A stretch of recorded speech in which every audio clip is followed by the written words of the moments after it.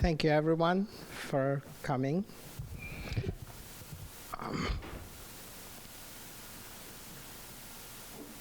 Okay. I just wanted to introduce the co-author of all my books, and Joy, can you come over? This is Joydeep Bagchi. We started off in the same college, the New School for Social Research. He was my junior, and when I read his dissertation idea, I was so enamored of it. He did his PhD on Heidegger and 20th century philosophy, the problem of time in Heidegger's Being and Time. So he's going to be here just in case I need backup because no, I didn't get drunk after watching Fiona Hill. I just have been a little sick, so with cough and all. So if my voice breaks, he'll be here to back me up. I'm going to stand on the side.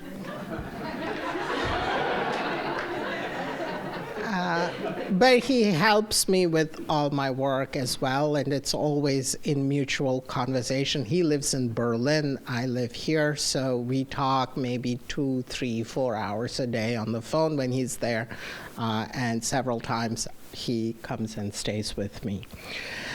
Now about the title, Anti-Education.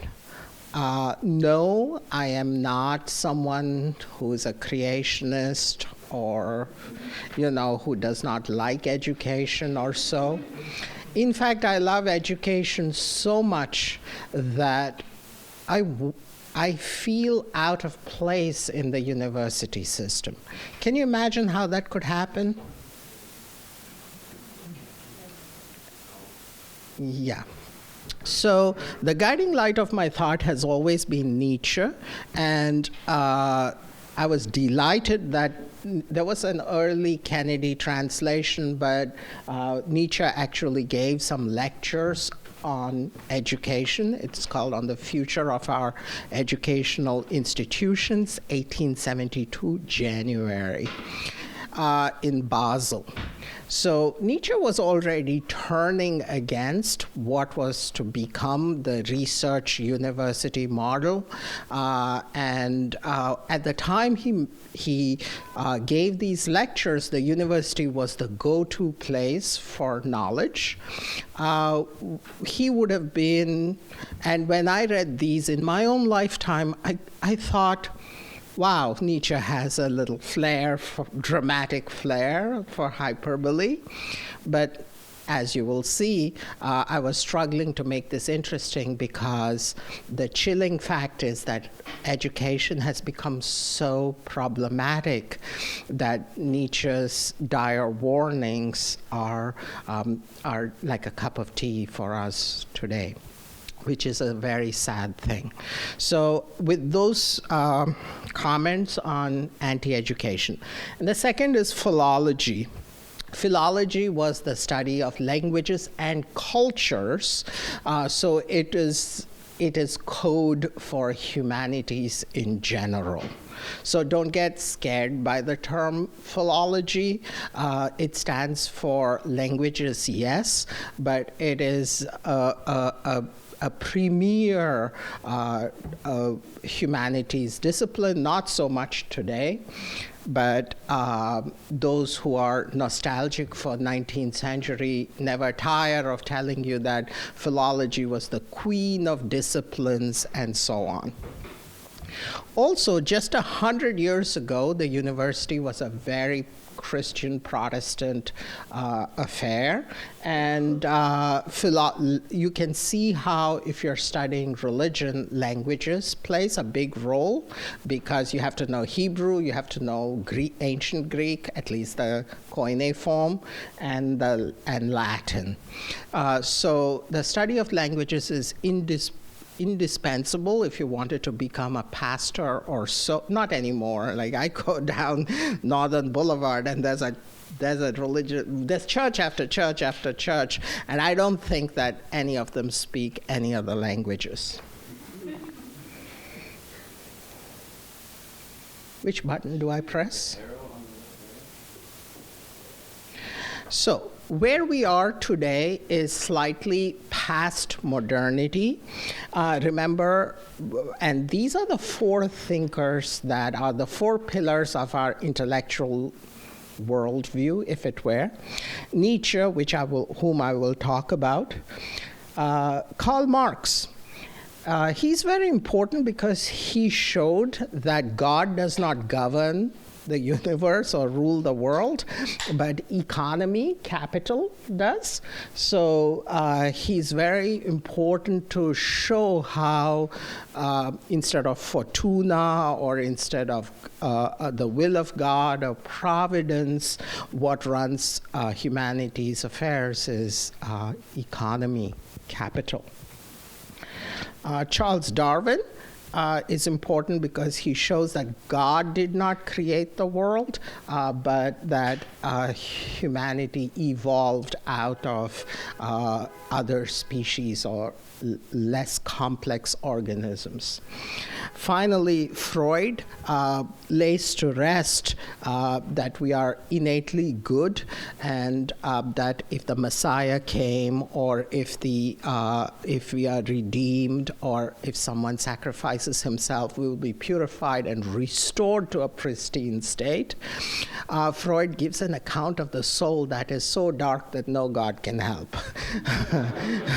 So this is kind of the picture where we are in, and Nietzsche sums it all up and simply says God is dead. I did not kill him, but God is dead. So modernity, what it is and how it made us who we are. Literally, modernity means the new, or of this time, of that time. In philosophy, the regime of modernity begins with Kant and ends with Hegel. Not ends. Modernity is one of those things that sort of like gets sick and it's just hanging in your apartment all the time. So in theology, Luther's Reformation marks a switch away from the Middle Ages, inaugurating modernity. So Luther is asked to recant and withdraw some of the criticisms he's made of the church as an institution. He has new views on sin and new views on the authority of church and the relationship between temporal authority and divine authority. Luther simply says, I can't recant because my conscience won't permit me to. To go against one's conscience is not advisable. So this positing of the, even before Descartes, of the I think, and it cannot be otherwise than what is clear to me, is one of the ways Luther institutes modernity. There are many, besides self-consciousness, there are other principles of modernity, such as subjectivity. So the modern subject is born with Luther, but arguably that subjectivity gets more and more dominant. That subjectivity has become, I think, pernicious to us today because it has become so virulent that people are refusing to even communicate over facts. It's just my view that affirms me and my identity. So subjectivity is a problem in modernity, but there it is. And anthropocentricity, that man is the center of the universe. This is something we all now kind of are questioning for the first time in the context of global climate change and so on. But otherwise, we just basically believe that everything was there for us to plunder. There are, of course, other aspects of modernity, such as that it is distinctly European, and some would argue correctly that it's distinctly European and male. And there is rise of nation states in Europe and rise in technology as well. So that's modernity. One of the side effects of modernity is a curious phenomenon called disenchantment. Disenchantment and Zauberung is a cultural rationalization and devaluation of mysticism in modern society. Mysticism here simply means that there's more to life and the world than meets the eye, and that somehow we have an intuitive longing and grasp and nostalgia for that. The concept was elaborated by Max Weber, and he describes it as follows: that modern society becomes bureaucratic, or meaning everybody has their job, and everything is arranged and prearranged, and you're just supposed to fill your space and do your thing in it. It becomes secularized and mechanical. Processes are oriented towards rational goals. By contrast, in traditional society, the world is an enchanted garden, if you will. This kind of rationality begins already in 1720, which is around the time Nietzsche is. Did I say 1792? I meant 1892 earlier. It's not 70. So 100 years before Nietzsche, already in the work by Christian Wolff, that entire thing, rational thoughts on God, the world, and the soul of human beings, also all things in general, conveyed to the lovers of truth, is the title of a book by Christian Wolff. Yeah. And look at the frontispiece, the image. The image consists of a very jejune to us today view of human reason and rationality. There is the sun with a smiley face on a well-manicured landscape with a mansion. Looks like Long Island to me. And there is a motto up there, Lucem post nubila reddit. After the clouds of doubt have disappeared, there will be light. The light here is a play on human reason of the Enlightenment, reason as opposed to passions or tradition. So not the belief of the Middle Ages and not the passions of women, but pure male, masculine, cold, calculating reason that pays for that mansion and oversees the manicuring of it. Okay. So this form of rationalism sort of undermines our need for, our longing for myth and meaning. And if you look at that poster on the right-hand side, it's later, but electricity has been discovered, and la lumière, and instead of the sun or God, on the clouds is an electricity generating factory. Do you see that building up there? Is there a pointer in this?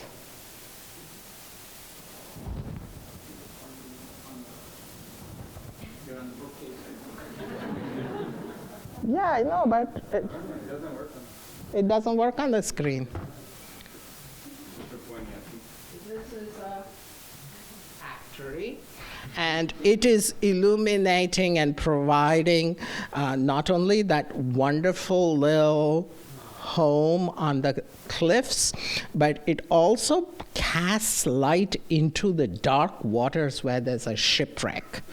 So it even unearths the dark past, this kind of reason. So we no longer believe in this kind of rationality. We live in these times where even facts are fake or optional. So what to speak of reason?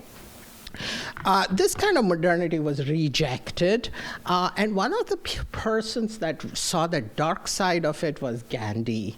And I know, people think, oh, Gandhi, the good old hippie. But I think there's something to it, because Gandhi is not, from this image, you would think Gandhi was some aboriginal person sitting in a preservation of some sort, sponsored by UNESCO. But he actually is a lawyer from United Kingdom, the British Empire, from London, and he has given up his suit and tie and his collection of hats. He was quite vain, and he said this industrialization is a problem. This speeding up of time and having our lives arranged by convenience and comfort is a problem. And he also saw exploitation as a necessary component of the industrialization. So he said, no, I will spin the cotton for my clothing. And so he is the ultimate guru of the minimized carbon footprint.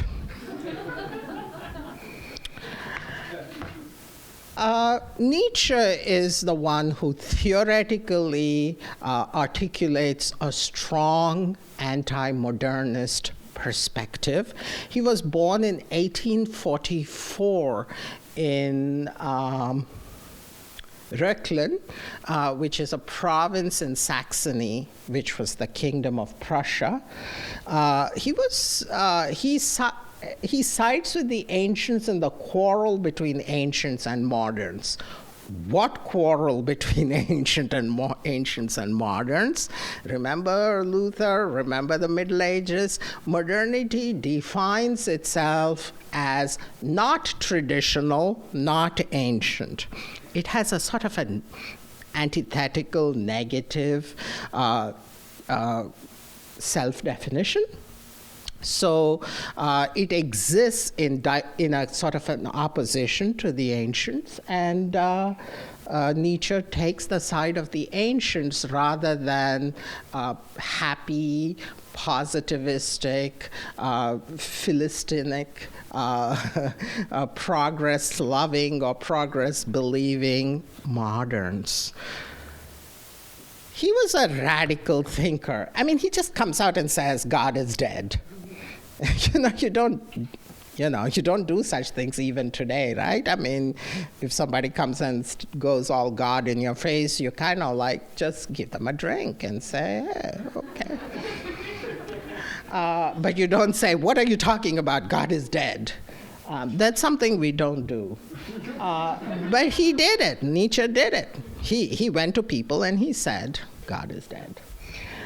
He inaugurates a return of myth. So he's already got the disenchantment thing worked out in his head, and he knows that that kind of industrialized, exploitative reason, rationality, should be critiqued.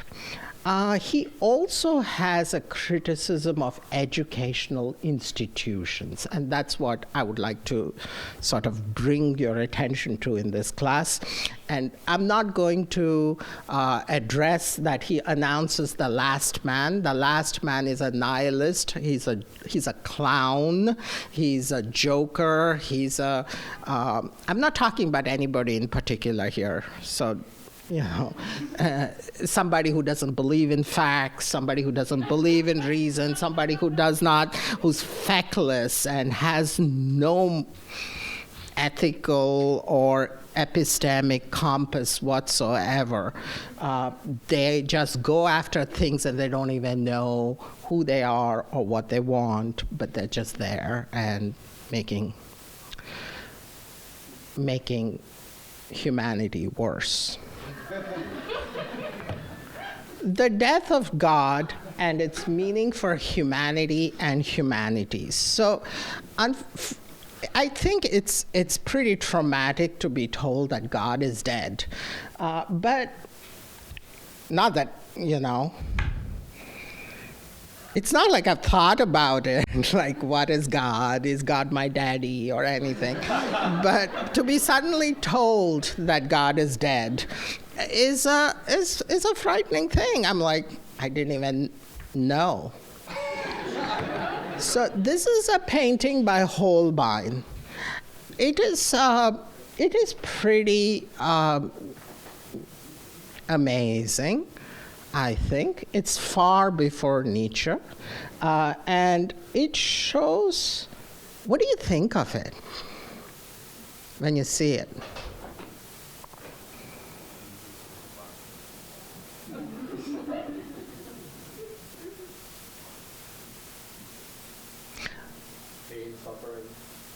Yeah, but just look at the composition. Just look at the canvas.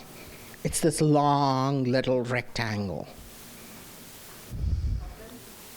It's like a coffin. It's claustrophobic. And you don't know what's above or what's below when you look at it. And somehow you are in the crypt with Christ. And if Christ can't rise out of it, and it looks like he cannot, it creates a kind of anxiety in you. Holbein was one of those figures who was witnessing the Reformation, or at least the winds of Reformation were in the air. There were a lot of people, such as the Bohemian Jan Hus and so on, who were already talking about this stuff. So here is Christ laid out on a shroud, and there is his mouth is open. Nobody even closed his eyes, and the wounds on his hand are so manifestly almost decaying. So Christ seems to be unable to rise out of here. So this sort of underscores the other aspect of Christ, which is the death of God. In German religion, the phrase death of God is there. Luther does not use it, but he wrote, Christ lies in the binds of death, or in death's bonds, and in that hymn there is a fight between life and death is eating all human beings, and God becomes Christ and a man, and death eats him thinking it's a man, but then switcheroo, I'm not a man, so death dies. That's the hymn. It's very beautiful, actually, and the music is very powerful. Protestantism has made great contributions to music, I think, and I think you should listen to some of that. But death of God for humanities is something altogether different. You probably all thought humanities was just secular. This is hardly the case.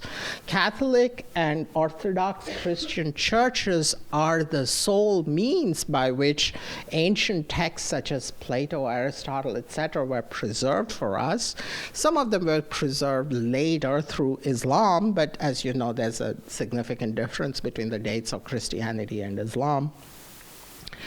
And so when Christianity adopted ancient philosophy and ancient literature, it did not do so in the same way we in the university think of, like scientifically receiving this wisdom.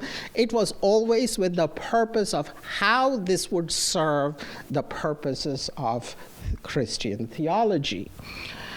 Luther, by insisting salvation is by faith alone, just guts the whole philosophical and self-transformative dimension of humanities. This is that humanities are going to transform you, is a newer idea of the university. Previously, surely the humanities help transform you by helping you appreciate Christianity in a more deep and a thoughtful way. So what remains if you take philosophy out of humanities and any sense of self-transformation out of humanities? Just history, study of languages, and realia. Realia means physical objects, things that you study. So Luther also insists on literal reading of the Bible, not metaphorical, allegorical, philosophical, speculative. And he contributes to demythologization and disenchantment. This goes so far in the Protestant theologian Rudolf Bultmann that he's 20th century. He's operating in the 1930s in Marburg in a big way.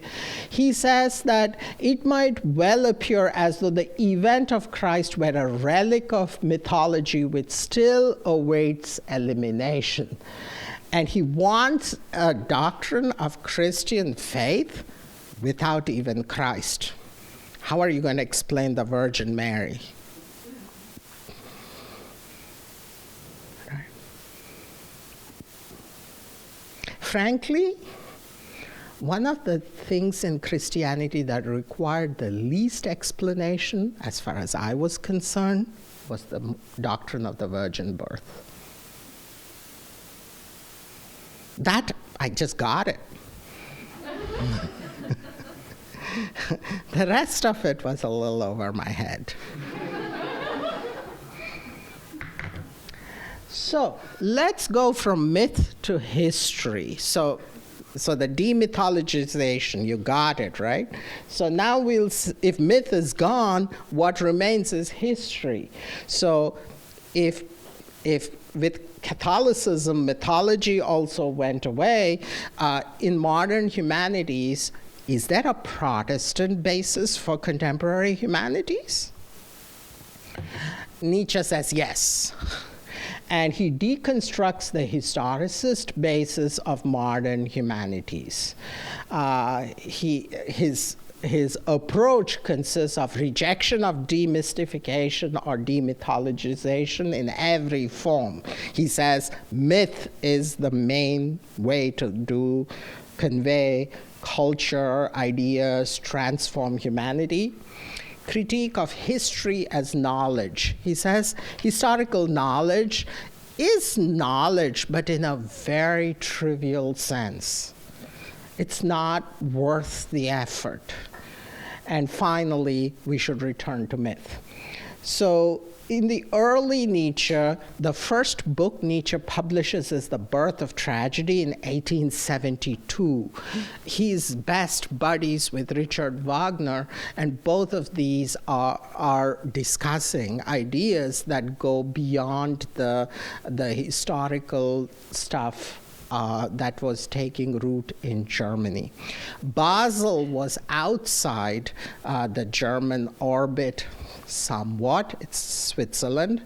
And although Berlin and the universities in Germany were dominated by the historicist paradigm, Basel had a little leeway, held a little leeway. They had a gentlemanly, courtly culture that was more Renaissance-oriented. And also the previous generation, the person who was in Basel at the time was Burckhardt, Jacob Burckhardt, or Burckhardt, whom you know for writing all these wonderful books on Renaissance. And in Germany, the bigwig was Ranke, Ranke. So there was this, Nietzsche was able to escape the inner orbit of historicism and take a slightly outside perspective from it. The frontispiece here from Birth of Tragedy, it shows Prometheus on the rocks, chained to the rock by Zeus. So he's clearly adopting a more mythological dimension. He wants to replace Christ with Dionysus, who is the god of and wine, madness, ecstasy, sexuality, quite a bit. So he says in one of his books, This is Man, Ecce Homo, am I being understood? Dionysus versus the crucified one, because he sees it's not like he hates Christianity because it's Christianity. He just feels that Christianity itself had lost a certain kind of an intellectual hold, especially since Luther. He does not explicitly turn against Luther. He's very proud of Luther in his early works. Then he becomes sort of mild and dismissive of Luther. Then he turns really on Luther towards the end. And he says that instead, and he goes from history towards something like art, Apollonian versus, it's Apollonian, I'm sorry, not Apollonian. I made a mistake, versus Dionysian art. And here you see these two figures. He says there's a Bruder Bund between them. Apollo is the god of symmetry, harmony, order, music, mathematics, and a dream world, whereas Dionysus is the god of intoxication and madness. Then he publishes a bunch of essays together called Untimely Meditations. And in the Untimely Meditations, we have the second untimely meditation, which is on the uses and disadvantages of history for life. That history can be something pernicious, that it can somehow destroy our life spirit. And he wanted to write 13, but he only got to write a few. We are going to look at most of them. He says historical knowledge must serve life. It must serve creative forces such as becoming something great and self-transformation. And he says we must learn to forget. We must learn to be unhistorical and also transcend history, be super historical. So he knows the disease of the ancients versus the moderns has become sterile. It's not allowing us to leap ahead. Somehow our interest in history has turned us backward rather than forward. And education has become sort of like collecting the truffles of historical information rather than create a new culture for humanity. And he says, what is the purpose of humanities and humanistic education if it does not create the creators of culture? Someone who can give us new values. So he's not a nihilist. He hates nihilism.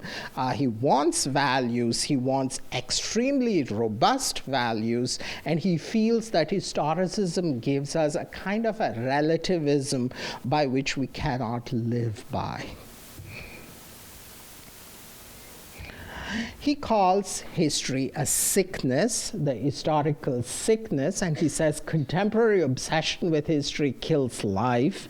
We study the past not as a model to aspire to or to critique our present. So we are not using the past for present purposes in any way, shape, or form. We are very happy to read about the past as something past. He says, what's the point of that? So he also says we study it in a way to bury it, so it's dead to us. Everything we turn our historical eye on is by definition something dead. And even if voices, living voices of Homer are speaking to us directly, still the historian comes in the middle and kills that voice and says, no, go read my annotated edition and I will fill it with some more facts for you. And suddenly between you and Homer is one of these historicizing professors, and Homer is surely dead for you now. That's his point. So in order to overcome historicism, we have to get rid of history. He has three kinds of history: monumental history, antiquarian history, critical history. And he says each has an advantage and a disadvantage, but the aim is to overcome historicism. So he gives greater preference to art and religion because they study the eternal and the universal. So Nietzsche is not saying that he's godless, that he's secular. He would never go that route. All he's saying is Christianity is not religion enough. We want more. Which is the direct opposite of what every professor believes, I assure you, in the humanities. And history is anthropocentric. It's always about whether I get a tax break, or whether this will improve my neighborhood, or this will bring me power or affluence. Will I get a raise in my salary? So those are the concerns of most academicians, and Nietzsche reintroduces cosmology and myth. And cosmology suddenly, he says, there's an aphorism which I forget, but the paraphrase is that on a small rocky planet, there was a flea, meaning humanity. It hopped. It died. So it kind of puts Nietzsche into a perspective, puts humanity into a bigger perspective. There are black holes chewing up galaxies right now, and we are obsessed with CNN. That's a problem. So he tries to draw a new type of a chart between Christian secular world history and the ancients. He says the humanities have adopted the Christian view of world history. For those who are interested, there's a book by Carl Lewis about this particular issue of how Jewish messianism gives rise to a linear view of history, which always looks forward to hopefully to some event in the future. So if you're interested, read Carl Lewis, but here's the summary. Christian history or history and humanities, the same thing, linear and unidirectional, but the ancients always believed time to be circular and returning, both microscopically in terms of my soul returning again and again, as well as the universe going through cosmic cycles. Nietzsche is fond of a pre-Socratic philosophy philosopher called Heraclitus, and Heraclitus talks about a kind of a cyclical cosmos coming into being and disappearing again. History culminates in a salvific event over here, whether it is the awaiting of the Messiah or the second coming of Christianity or the overcoming of religion and secularism. A lot of secular people believe that between them and a great future is religion. If only we told every Christian and every Muslim to give up their religion, there'll be world peace and we will never fight. Ha! I mean, we go to a bargain sale and, we fight with people over a Burberry scarf, secondhand Burberry scarf. So curing religion is not going to solve our conflicts. And overcoming of religion, whereas there man is justified not by history but singular excellence, virtue, arete, that somehow I simply have to be as close to Achilles or some hero as possible. That's the meaning of life. The meaning of life is that I live heroically. And I try to be the best in something. And here, lifetime history are justified by this final event. He rejects Jewish messianism, Christian supersessionism, Hegelian dialectic, Marxist materialism, although Marx is later, but he rejects already the doctrines of Marx. Marxism in the form we understand is later, and scientific progress. So he rejects all those, and he says, look, we as human beings, what we need in humanities is that we find teachers who are capable of identifying the best students and what the best students are suited for or best at, and create these creators of culture.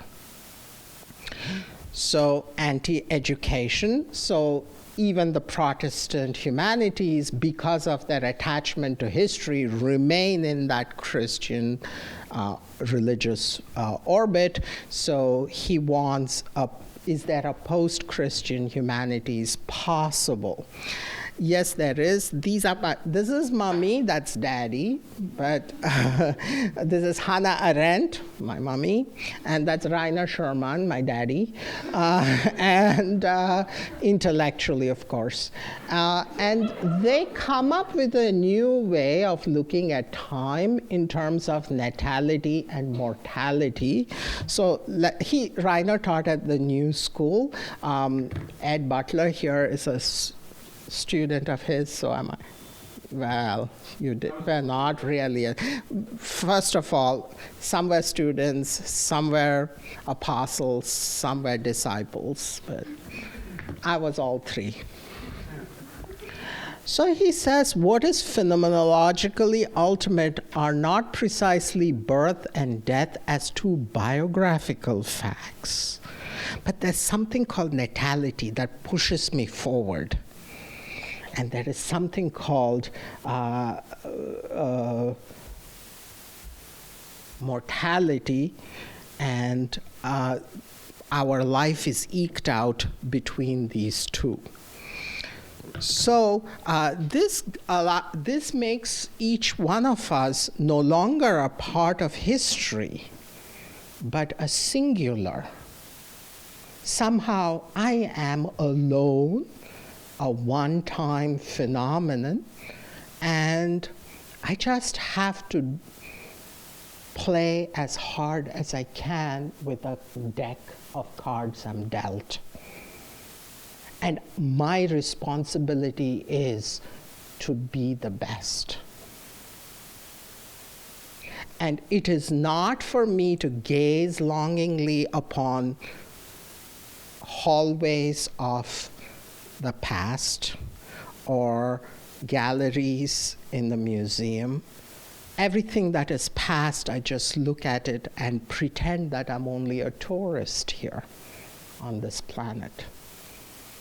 That everything for me is at stake here existentially. Nietzsche is also considered an existentialist.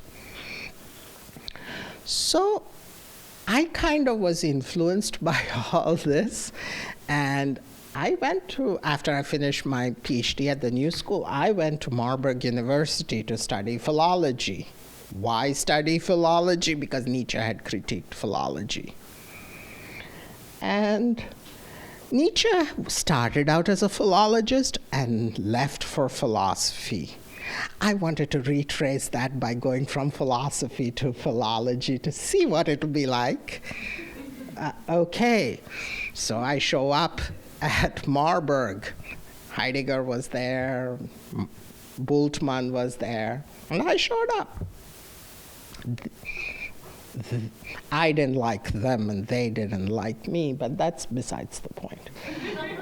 The focus on humanities and I wanted to focus on humanities in a new way, on a non-European culture. Rainer Sherman, in his brilliant book, Being and Acting, Principles of Anarchy, he takes the example of the puma-shaped city of the Aztecs. Yeah, and I was amazed because you don't usually read a book in Western philosophy and talk about the Aztecs, right? But aren't humanities pretending to be universal? So if they're pretending to be universal, are they universal, or are they just some one person speaking from one perspective about the whole world, like Hegel? So I decided to do that, and it allows us to also study being, which is anarchic, without principles. Arche here means principles, which we already construe in our classification. So by principle, women are this way, men are that way, Europeans are this way, non-Europeans are that way, etc. And allow us to move beyond Hegelian narratives towards what Nietzsche calls a gay science. My education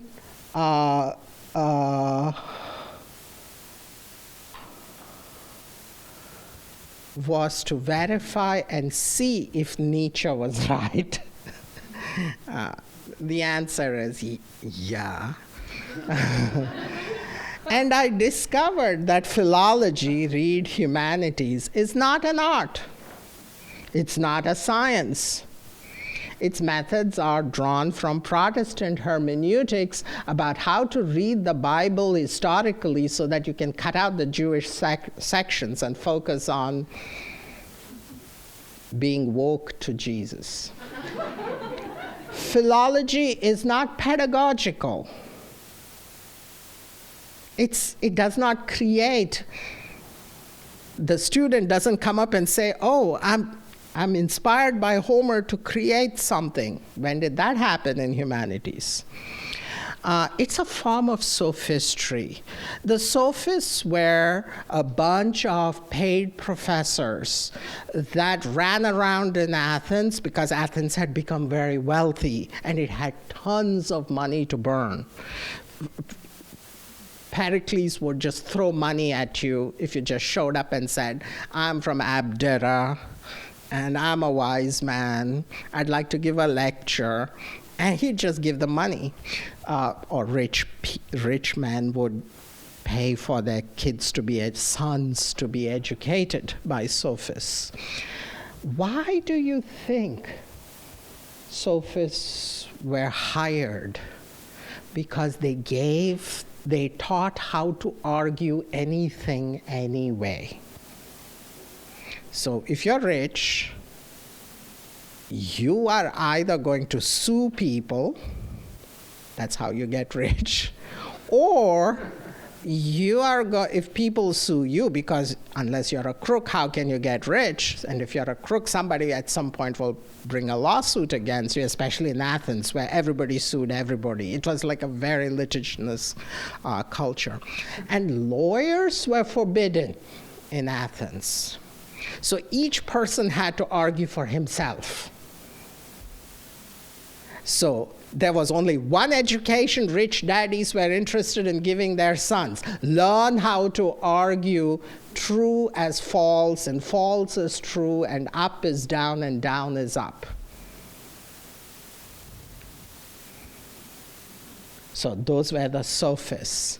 So either way, you go to a conference today, and full professors say things like, well, I'd like to complicate this a little.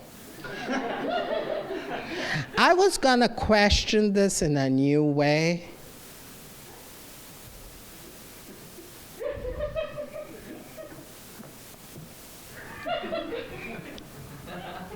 Nobody has compared Hegel to, I don't know, a rock.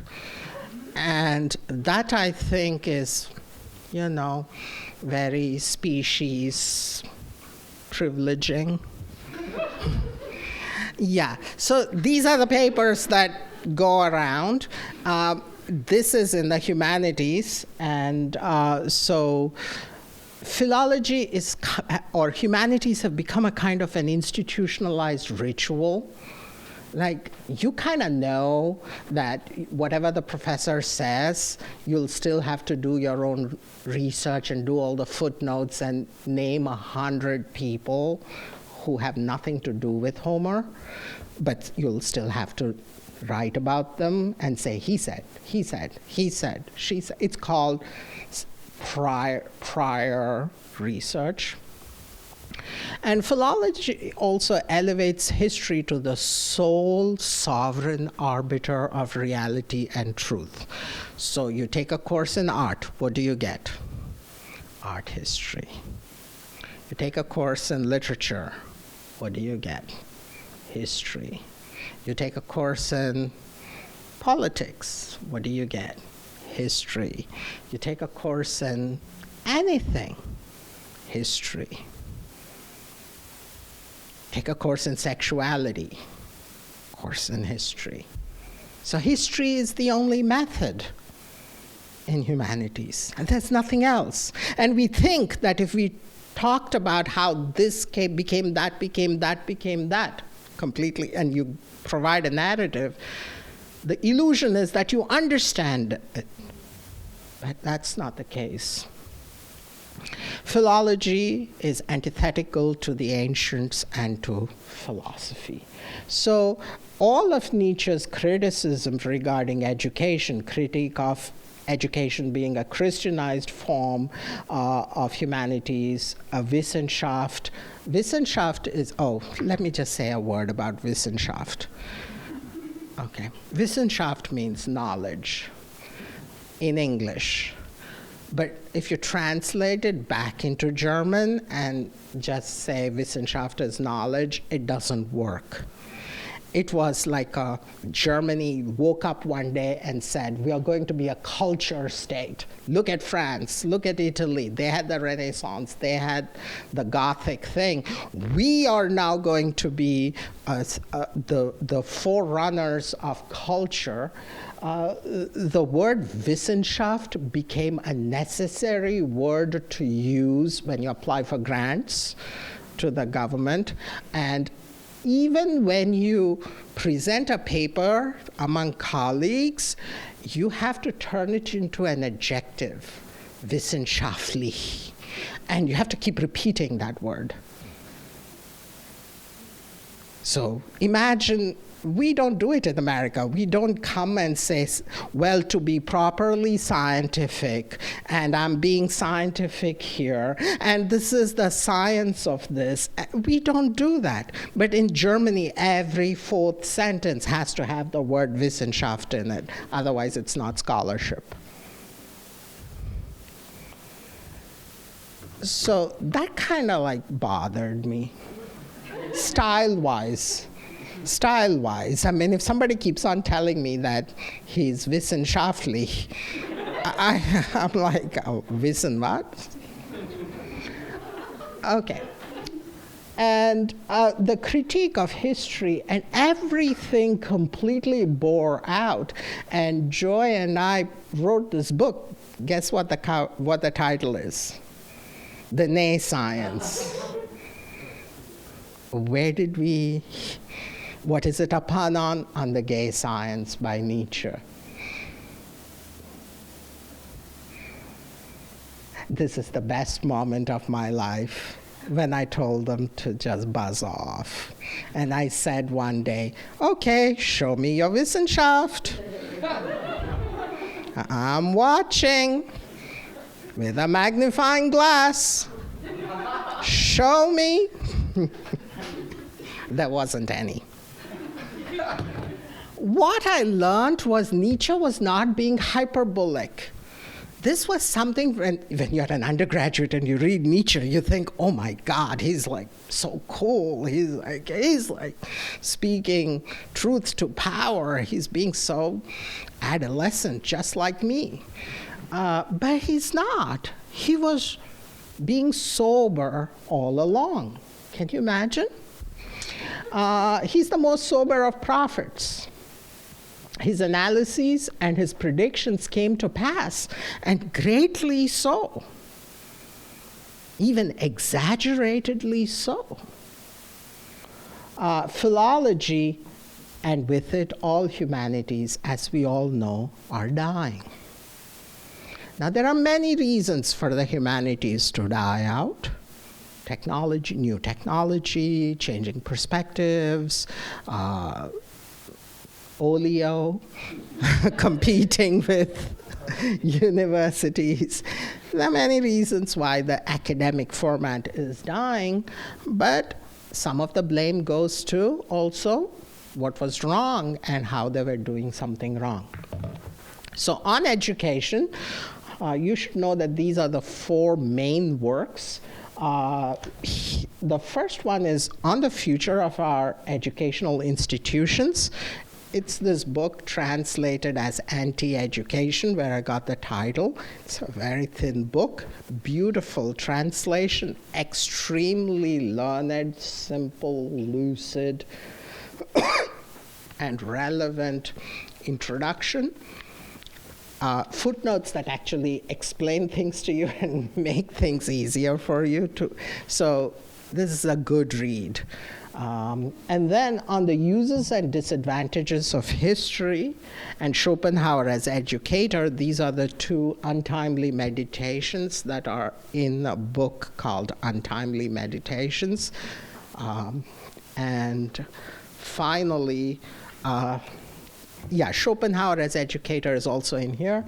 And We Philologists is translated by William Arrowsmith, and there's a PDF floating online. You can just print it out or just download a copy for your. The book, Nay Science, is this.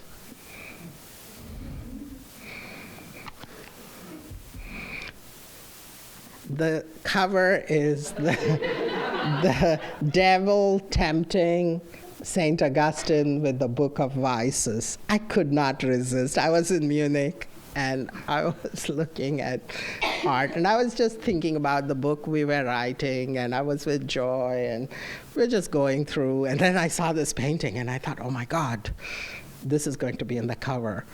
My mentor said, don't choose this. This is going a bit too far. That's what they all told me all my life. I was going too far. I was going too far. That's why I don't turn my back to look at history, because I see somebody telling me I'm going too far. So in this book, We Philologists, he contrasts the living robustness of the Greeks as a model for us versus our university professors, okay? So the Greeks render homage to beauty. Our professors are babblers and triflers. The Greeks developed the body. Our professors are ugly-looking creatures. The Greeks speak clearly. The humanities guys are stammerers. The Greeks are religious transfigurers of everyday occurrences. They can take something like as ordinary as the Trojan War and make something eternal out of it. We are filthy pedants. They were listeners and observers. We are quibblers and scarecrows. They have an aptitude for the symbolic. We are unfitted for symbolic thinking. It's not that we can't do it. We're just, something is genetically wrong with us now. They were in full possession of their freedom as men. We are ardent slaves of the state. Yeah. National Endowment of Arts, NEH, National Endowment of Humanities. There you go. And we want to know, before we even become artists, we want to know what will sell. Right? What should I make that'll make me famous? They can look innocently out into the world. We are Christians in disguise. And he doesn't mean Christians here in a nice way.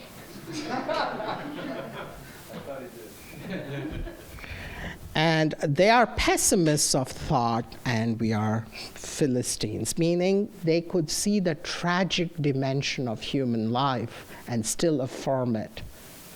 And we just talk about things and go home. The future of our educational institutions is an institutional critique. It is structured as a narrative, fictional and mythic. Nietzsche and his friend from college, the setting is that they go out and they meet an old philosopher talking to a student. They overhear these conversations, and Nietzsche says in his lectures, I'm just reporting that conversation. The philosopher is none other than Nietzsche's, at that time, admired philosopher Schopenhauer, with a Wagnerian twist. Also, the whole work of Nietzsche has a Platonic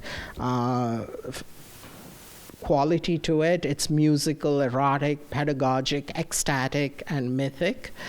And especially the dialogue Phaedrus, where Socrates and Phaedrus go out of the walls of Athens and discuss logos, writing, philosophy, and love. Plato was very interested in the idea of education. It's not a modern concern. And because the sophists were running around everywhere, Plato was very concerned to define and investigate education. And he sets a paradigm. He actually opens a school called the Academy, from which we get the word academic even to this day. One of the dialogues where he talks about education is Alcibiades, where he tells Alcibiades that Alcibiades is shamelessly and shockingly shameless, because he wants to enter politics without first getting a proper education. What would he say to us today, right? And in the Apology, Socrates provides his own intellectual biography of how he educated himself. And in the Republic, education is not only for the guardians, but also for the philosophers. The former in books 3 and 4, the 6 and 7 is the education of the philosophers. The nescience again. The word philology was probably invented by Plato. Plato definitely talks about something called misology. Misology is when people talk, get people to listen to them, and then they disappoint them because it was just words without any creative power. transmitted to them. So that's called misology. And Plato says a true philology would be the argument for the immortality of the soul. I just want you to understand what this means. It doesn't just mean that there is a soul that is immortal. It also means that there's something that transcends the physical and political. And that's important. And if it were not that, if politics was our ultimate arbiter of meaning to life, David, put the Kool-Aid out. I don't think any one of us wants to continue living. So in the Republic, Plato says education is turning of the whole soul. He has these words, just as when I have to look at a light, I have to turn the whole body in the direction of my eyes. Education is something that turns the whole soul from changing, conditioned things to that which is unchanging and eternal. So education is everything but history. And Plato also says, in the cave, if somebody became wise and came back into the cave to set others free, they would mock him because those in the cave would be able to predict which images came first, which images came next, and which images come after that. He's critiquing historicist thinking, and philosophy is the antidote for that. So some of the critical claims he makes are in this book on the future of. Can scholars educate? Can scholarship edify? And he says there are certain specific problems with humanities. One is that they have no method. They just put everything in historical order, and then they say, voila. Then there is this technicity. You have to, produce a dissertation which is completely unreadable by anybody. Even your own dissertation director won't read the whole thing. They'll probably just ask you to come have a beer with them and just kind of give them the gist of your dissertation. And then they check to see if they have been cited several times, and then they push the dissertation. It's cussed. And then there's technicity. You have to say ibid many times. And you have to give numbers.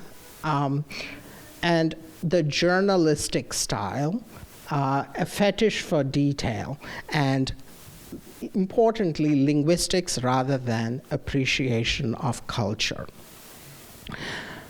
In the fetish for details, there's a trivialization. Michel Foucault notes this, that there is no taste involved in what it is that we study. We could study anything, right? I could write a dissertation on the depiction of penises on marble statues in ancient Greece. A book was written. It is called Reign of the Phallus by Eva Coils. So it's unaccountable. You can do anything. And the more bizarre, the more perverse the joy. I could just show up at someone's hut in Africa and write a dissertation on how I lived with them, where they got their water from, what parasites they suffered from, what spells they cast. You see where I'm going? It's frightening that we don't see what we've become. Can scholars educate? And here he says, where is this? Why does it jump to? Okay. He says, who can teach you? The teachers have not, they have been untouched by the Greeks. So they have no concept of culture. They have no inspiration from the Greeks. But, it's a quandary, all right. Antiquity has nothing to say to him, and as a result, he has nothing to say about antiquity. Suddenly, a light dawns, and he feels better. Is he not a scholar of languages? ? And did these authors not write in Greek and Latin? Now he can cheerfully launch into etymologies, starting with Homer, and call on Lithuanian or Church Slavonic for help, and above all, Holy Sanskrit, as though Greek class, although Greek class, meaning a class on Greeks, were nothing but a pretext for a general introduction to linguistics. An unfortunate book was written by Saussure called A General Introduction to Linguistics. Unfortunate in the title, the book is very popular. As though Homer had just one main flaw, not having written in Proto-Indo-European. Joy this summer went to a conference, and while I was reading this summer and we're working on a project together, he sat and he texted me on the phone, Church Slavonic, used to explain Sanskrit. That was a paper. And he couldn't believe it. So there it is. So Nietzsche was right. How uncanny, huh? When Nietzsche wrote it, and I read it, I thought, old Church Slavonic, he's being a little too cute, and there it is. You can't make up this shit, So the modern research university is a Humboldtian idea. It develops in Bismarckian Germany at a certain point, and instead of it being a general refining education, it becomes a research university where pedagogy is undervalued. Research is overemphasized. It's a privileged system of affiliations, pedigree, and peer recommendations. So you saw how all those people in Hollywood are going to jail because they try to get their kids into these fancy universities. There's tons of money and politics. You think about Gibbons and all these people writing these great histories and so on. You should see how much they got paid for it. There was one project that said collecting all the data that regard Christian literature. That was a research topic, and it's quite vast and almost an unending source of income. The university professor, according to Nietzsche, is a kind of a priest, but sinecure. Sinecure also means without. This Joy found this out. He researched the term, and it also means not having the responsibility of pastoral duties where you care for people. That is sinecure. So you have a church job where you don't have to actually care for the souls of others.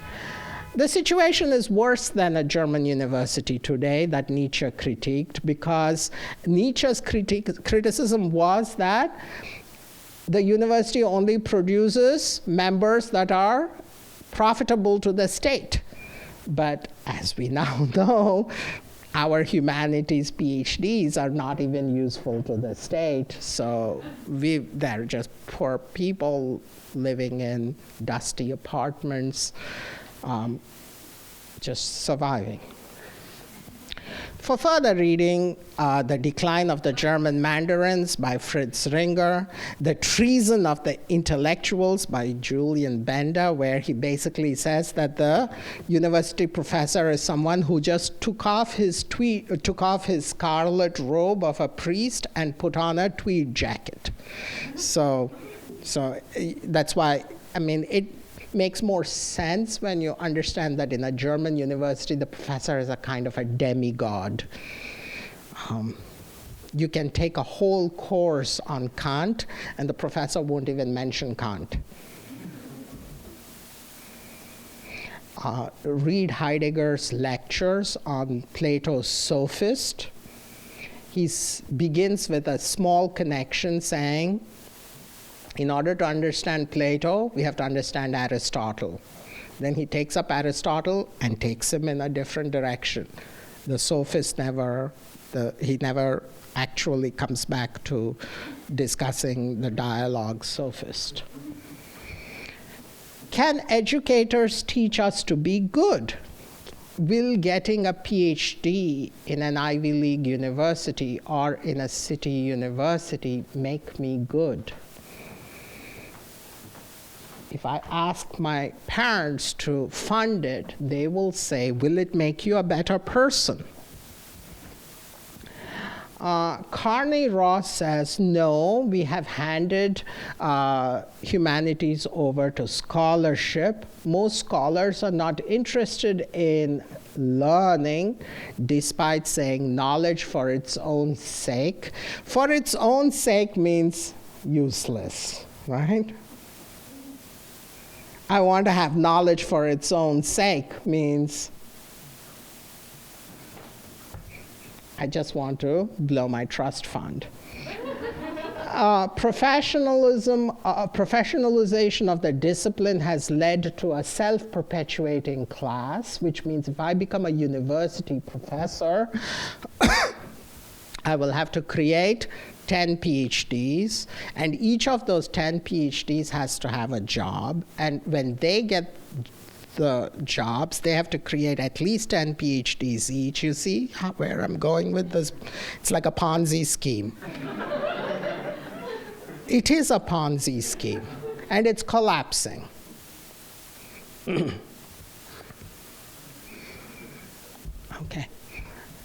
I must be in a good mood because I'm calling it a Ponzi scheme. When I'm in a bad mood, I sometimes say cockroaches, how they multiply like a pyramid.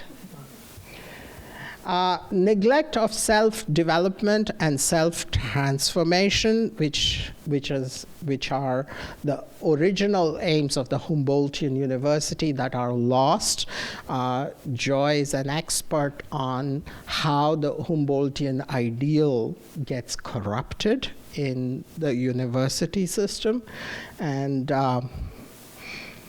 Wissenschaft no longer is passion for knowledge and with an overarching ideal, but it is a specialization. Today, people shamelessly use words like micro-philology and so there are some quotes. How are we doing for time? Yeah, so I would rather not go into quotes from this book, but rather read the book yourself. It's a lot of fun, much more fun than me. But I'm open to taking questions now, if you want. Was that too sudden?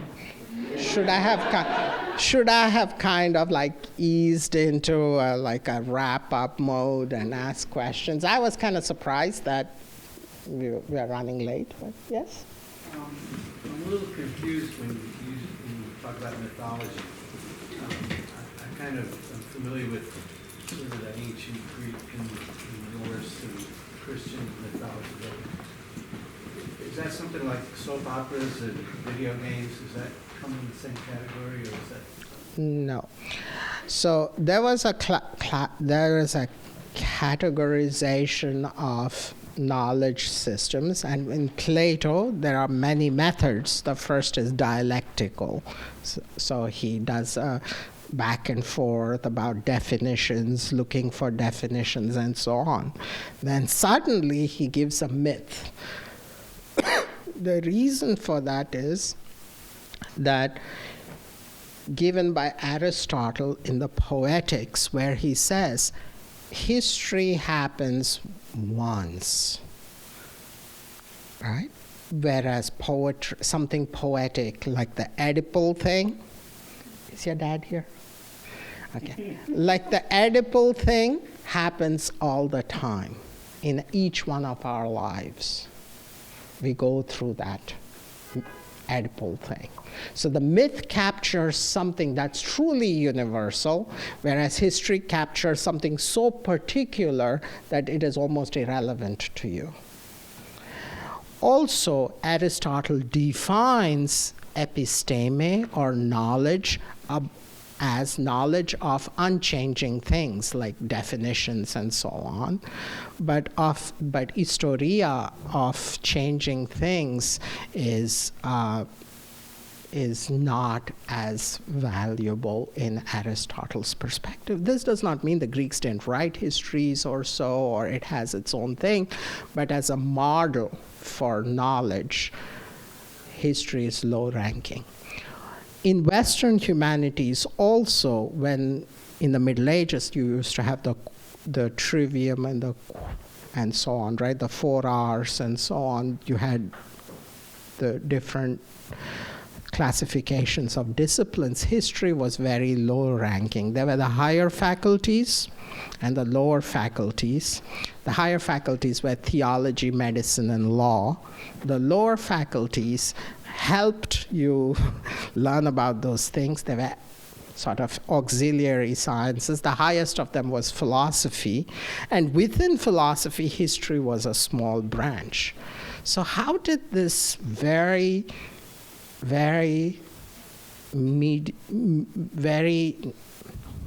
unimportant subfield come to dominate our university structure altogether?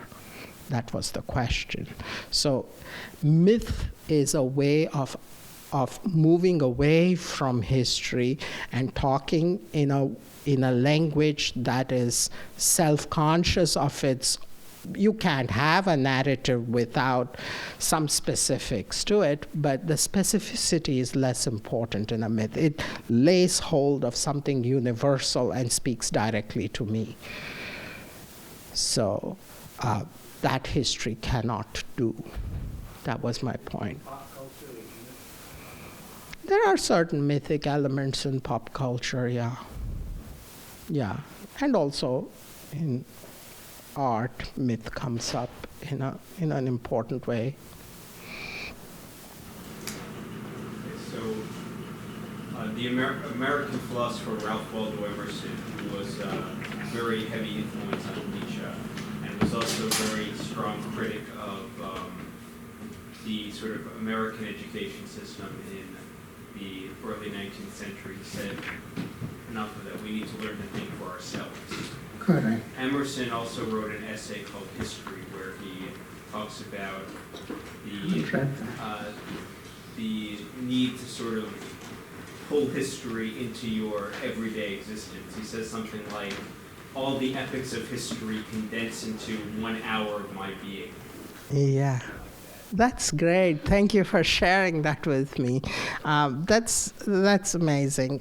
And you know that in America also, there were different models for university, and there's a history of the American university as well. He's an expert in that too. And we in America kind of wanted to know how to model our universities, and many of the big Ivy League university founders went to Germany to be educated and come back here. And even someone very critical of the Germans, such as Mark Twain, comes back and says, I sat on a table with this famous German philologist wolf. I sat on the same table with him. So we've had a sort of an ambivalent relationship to European modes of scholarship, which I think is part of why I am also skeptical of it, because if I were educated in Europe, I probably would have lacked the place from which to view these things with greater critical perspective. How do you think that difference plays out in American humanities departments compared to European or Right. Yeah. Sorry, this was not intended or planned, but it's a good question. The key difference is that the American university is a hybrid of two different traditions. The first is sort of the English college, where you are a gentleman, you have already a secure income, you have estates, and then you go to get a little classical education. And that was sort of how Harvard and all of them were founded. And then starting with Andrew Dickinson White at Cornell, who's the first who really professionalizes study, and Cornell becomes the biggest university in America at that point.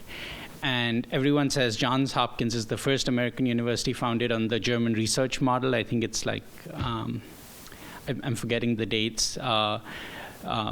I want to say 1789. No, that sounds too early.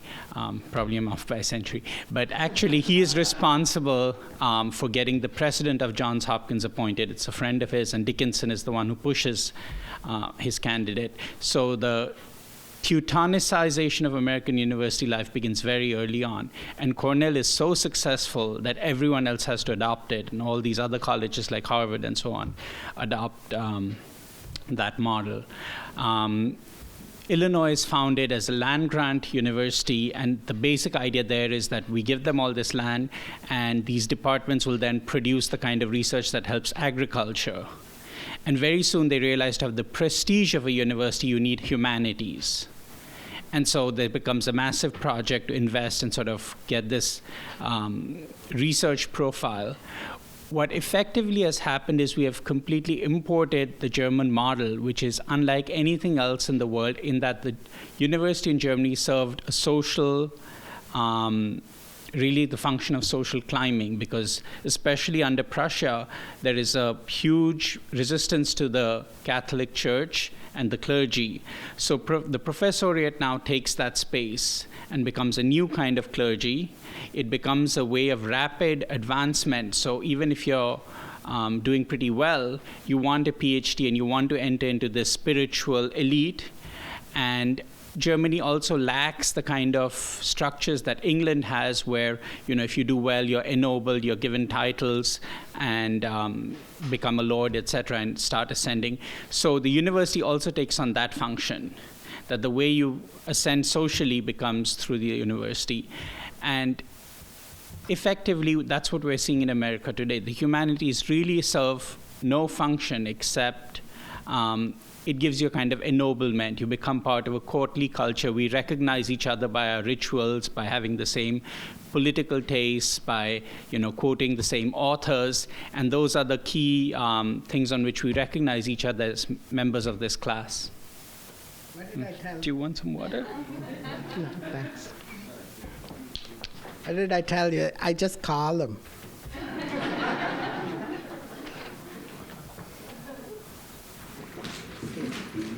The question is what you were saying earlier. How we can teach, I mean, both questions. How can we teach people to think for themselves? I think the whole Nietzsche's point is we are being more like, you take this knowledge and go with this instead of doing the questioning yourself, right? So how can we teach people to do this in schools, since you are also? It's a great question again, and actually it brought me back to the reason I stepped up. I wanted to say something.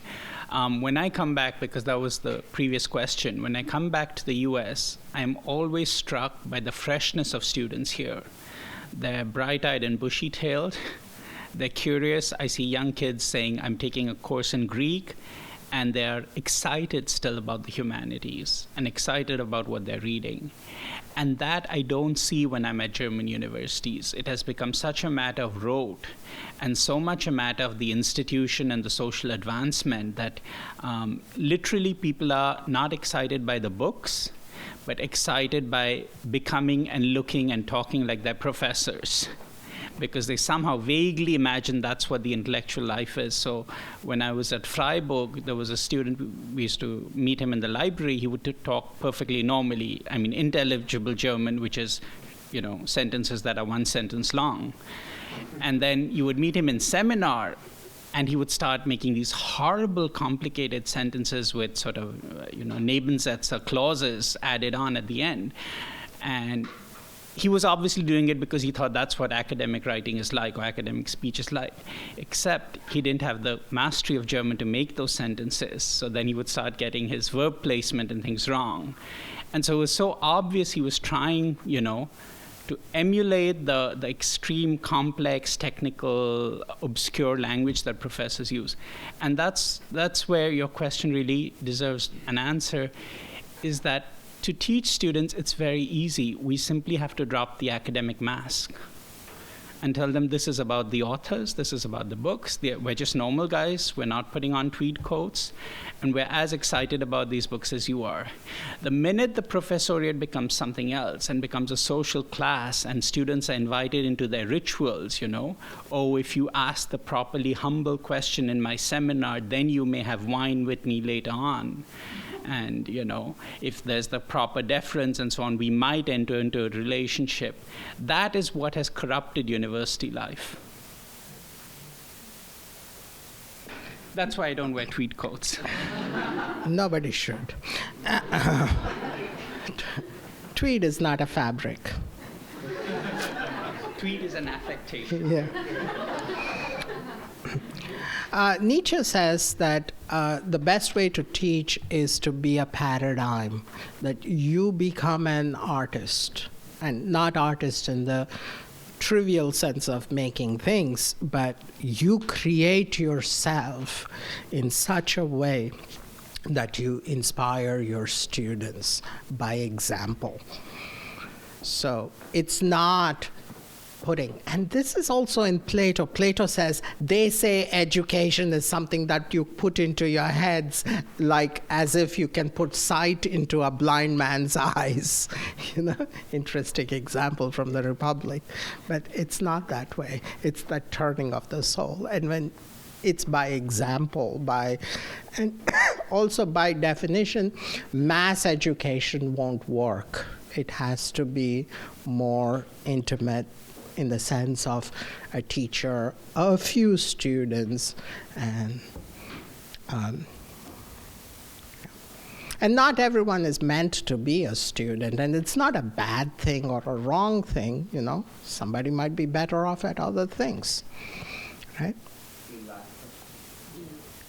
Two more questions. Well, for me, I guess based on my understanding of Nietzsche and what I've studied about, and most of it has been on my own, because I did go to school and study philosophy, but there was very little about Nietzsche. But what at least one of my professors, at least this is what he was saying, and part of the readings that we were doing is that Nietzsche, is that the reason, I guess the question is based on the research that you have done on Nietzsche, is that truly the reason why he left the academic world? Because right, it was a combination of many things, but his health also was not.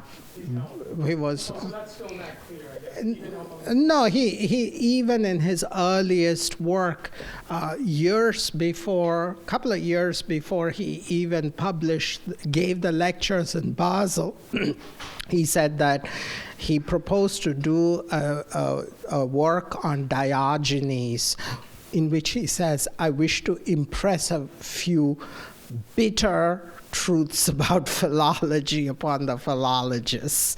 So he always had that thing in him. So he had this very strong sense of individuality and singularity that could not ever succumb or be subsumed by the highly structured Prussian educational milieu format. One more question?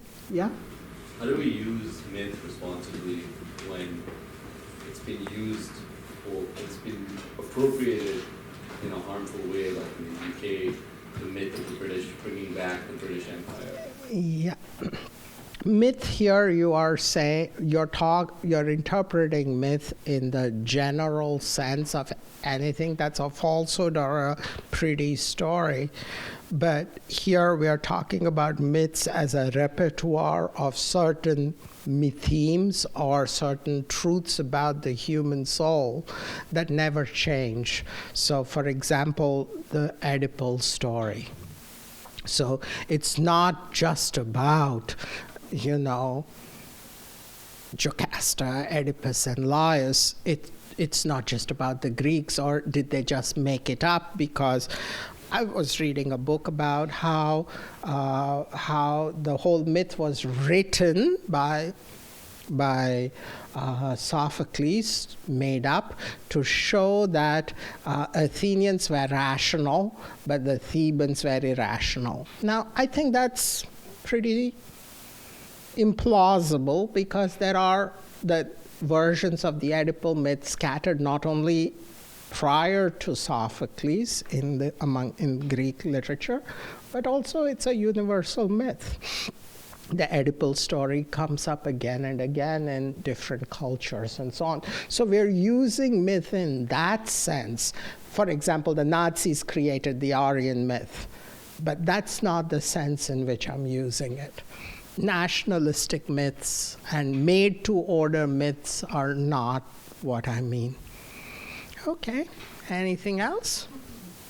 Thank you very much.